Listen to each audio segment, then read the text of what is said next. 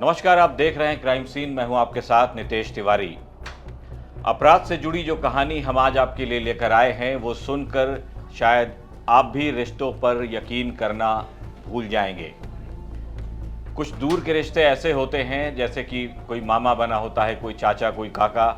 इस तरह के रिश्तों पर आदमी आंख बंद करके भरोसा कर लेता है, लेकिन झालावाड़ शहर से जो खबर सामने आई है, जो अपराध से जुड़ी कहानी आई है, वो सुनने के बाद अब हर कोई हैरान है कि रिश्ते में मामा लगने वाला शख्स भला अपनी भांजी के साथ ऐसा कैसे कर सकता है, अपनी भांजी पर ही अपनी नीयत कैसे ख़राब कर सकता है। तो ये कहानी, इसकी शुरुआत कुछ यूँ होती है कि झालावाड़ शहर की रहने वाली एक लड़की जो कि दूसरे शहर में रहकर प्रतियोगी परीक्षाओं की तैयारी कर रही होती है।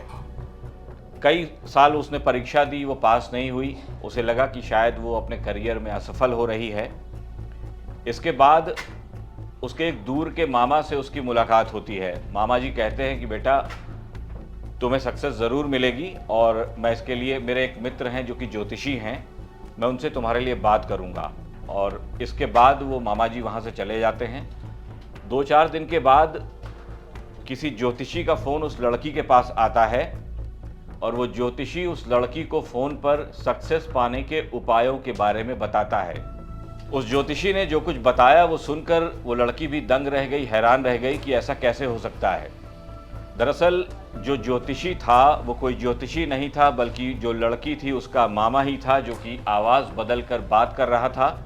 उसने अपना नंबर चेंज किया, अपने फ़ोन में नया सिम डाला, उसके बाद अपनी आवाज़ को थोड़ा सा चेंज किया और अपनी भांजी से ज्योतिषी बनकर बात करने लगा।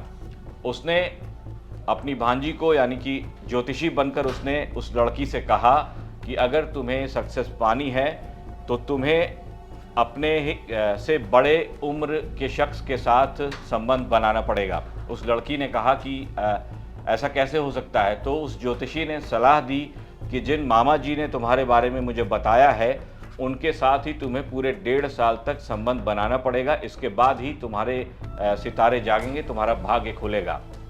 ये सुनकर लड़की दंग रह गई, ऐसा करने को तैयार नहीं हुई। इसके बाद उस ज्योतिषी ने उस लड़की को कई बार फ़ोन किया, उसे डराया धमकाया भी कि अगर तुमने ये उपाय नहीं किए, कुछ तंत्र विद्याएं हैं जिनका तुम्हें पालन करना है, तुमने अगर ये सब नहीं किया तो इसका जो दोष है वो तुम्हारे भाई पर आ जाएगा और उसकी असामयिक मौत हो जाएगी, यानी कि समय से पहले उसकी मृत्यु हो जाएगी। वो लड़की बेहद डर गई थी क्योंकि उसके मामा ही दूसरे फ़ोन से ज्योतिषी बनकर उससे बात कर रहे थे, उसे डरा रहे थे ताकि उस लड़की को अपने जाल में फंसा सकें। कई बार बात हुई।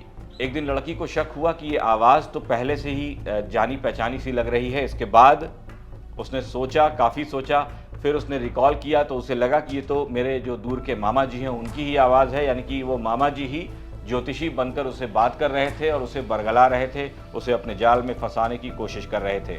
इसके बाद उस लड़की ने इन सारी बातों की जानकारी पुलिस को दी। पुलिस में अपने दूर के मामा के खिलाफ शिकायत दर्ज करवाई। इसके बाद पुलिस पहुंची, मामा जी को ढूंढा गया, उनकी लोकेशन को लेकर के उनको ट्रेस किया गया। मामा जी कई दिनों तक छिपे रहे। इसके बाद वो पुलिस की पकड़ में आ गए। अब उस लड़की की शिकायत पर मामा जी को सलाखों के पीछे पहुंचा दिया गया है। तो कैसी लगी आपको अपराध से जुड़ी ये कहानी? अपनी राय हमें हमारे कमेंट बॉक्स में लिखकर ज़रूर बताएं और ऐसे दूर के रिश्तेदारों पर भरोसा करने से पहले 100 बार सोचें। नमस्कार।